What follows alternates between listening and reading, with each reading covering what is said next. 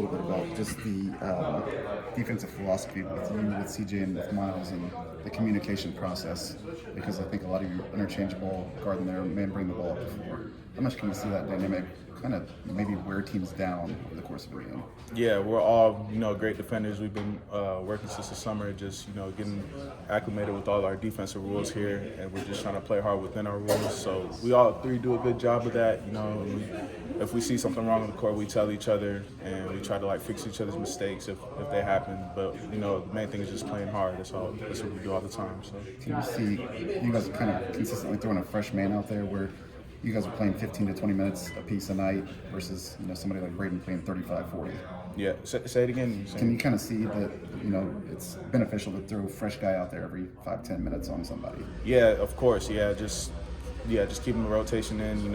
It's hard on opponents whenever they gotta, like CJ starts and then I come in the game and then Miles and then all back over again. So it's tough on the opponents, and I think that really helps us. Just keeping fresh bodies on the court.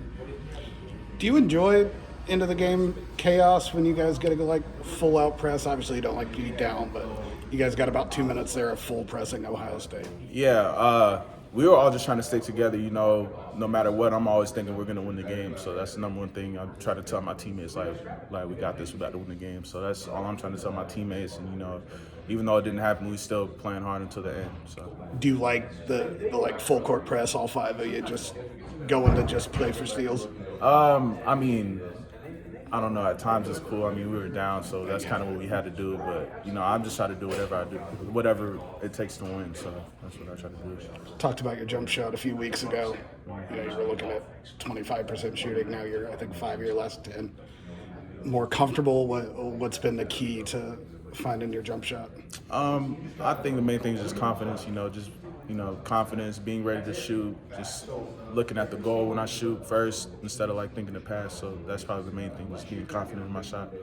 And you play with Braden. How much do you have to be always ready that the ball might be on your lap when it doesn't look like it's possible? Yeah, you got to always be ready with him. You never know if he could see, sometimes you might, you're already going to be open, but sometimes, most players can't see that, but, he sees everything on the court, so you always got to be prepared with him. Is there a dynamic where you have to understand, there was a game, I think, where Raleigh went to crash the boards, and the ball came to him, and he wasn't ready.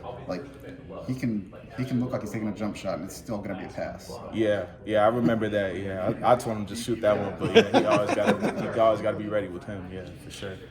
How much time does it take to adjust to playing with somebody like that who can create for himself but also create for others the way he does?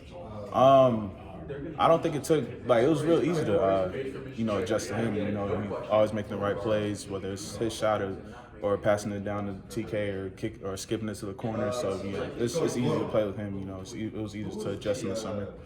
Emotionally, how did you found dealing with the loss at home? First one at Mackey, just in general, these college losses are kind of new to you. Yeah, it was tough, but, everyone around us, they're just saying we just got to move on to the next game. You can't hang your head low. You got to move on to the next game. You can't let the last game affect the next game. So that's been the main message so far. Just ready to get submission in.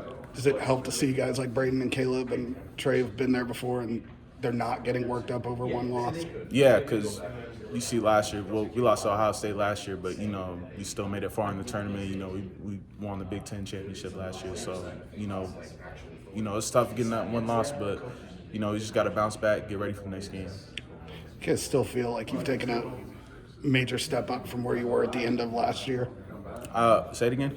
I feel like you've taken a major step still, even with the loss, just from the play now compared to, Auburn game and before. Oh yeah, of course. Yeah, we've been more locked in, preparing for games in the film room, just scouting from that standpoint, and then just being locked in the game. We've been trying to have a lot more energy now than we did Auburn and before. So just playing with a lot of more energy, playing with a lot of more togetherness. Trey, is the game back from all that travel almost tougher than being on the West Coast? I don't think so. I think it's about the same. I thought fact, I thought the West Coast was more difficult. I thought the Washington game was really tough, I'd say, just because of the 4-hour plane ride and boy, for me personally, like physically, I felt the toughest. Your guys' mentality after a loss really seemed to cement last year. Is that something that's carried over into this season? Just calm, trust the process, get a little better?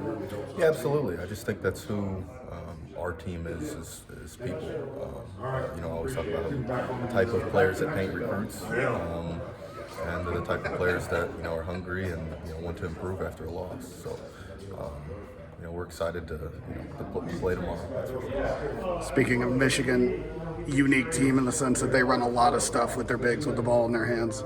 Just what have you seen from that in the little bit of prep you guys have done? Yeah, just that they're super skilled. Both of their bigs are super skilled when you're able to be 7 foot and handle the ball and do different things, pass, shoot. You're obviously a great player. They should be an NBA player. So it's going to be a difficult challenge, especially for Caleb and I defensively. But we're definitely up to it. When you contain a guard off a ball screen, you obviously want to contain him when it's a big guy doing it. How much of it is just not letting him get in post-ups and keep him off the glass? Like coming off a ball screen? I'll be honest with you, I haven't thought about that much. For us, it's just our ball screen coverages and what we're gonna do specifically. But I think no matter who you're playing against, you still have to go box out. Sometimes the guards are even tougher to box out because they're quicker and it's more difficult to get to the ball. So no, I just try to do a job every single time. Have you seen any lower levels run into a team that does what Michigan's doing, like where they can take 2 7-footers and run that 4-5? I haven't personally. I don't think a lot of people have. That's why they're so effective at what they do. So it's going to be a challenge. It's going to be unique, but like I said, we're up to it. On the offensive end, does your approach change any when you're going up against that kind of elite size, especially when there's 2 of them in the paint? I don't know schematically if Coach Payne and PJ will do something different. For me, no. It's it's pretty simple. Just try to take advantage of if there's a bigger guy on me, I try to do different things. Smaller guy on me, try to do different things. So it just depends on what their coverages are and trying to exploit those. You have a little bit of experience here dribbling off ball screens. Does that inform you defensively going into a game like this at all? Yeah, I'd say it's, although they're really good at what they do, I think it is just tougher being that big and being able to handle the ball. Obviously, they're really good at it, but it is just, there are some things that make it more difficult for a big to come off of a ball screen, and so I think we should be able to exploit those. The screener's a little more imposing probably than the one you're used to. Yes, yeah. Do you guys have your legs right now? Yes, yeah. I think Coach did a good job. Yesterday we kind of took off, just watched film. I don't know what today in practice would be like, but no, I think for us it's a Mackey game. No matter when it is, you got to be able to go out and play. So Coach always says there's no days off in the Big Ten, so you have to be ready for every game. Someone who passes out to shooters a lot, you just noticed the last few games, are those passes especially closed off, and what teams are trying to get you guys to do?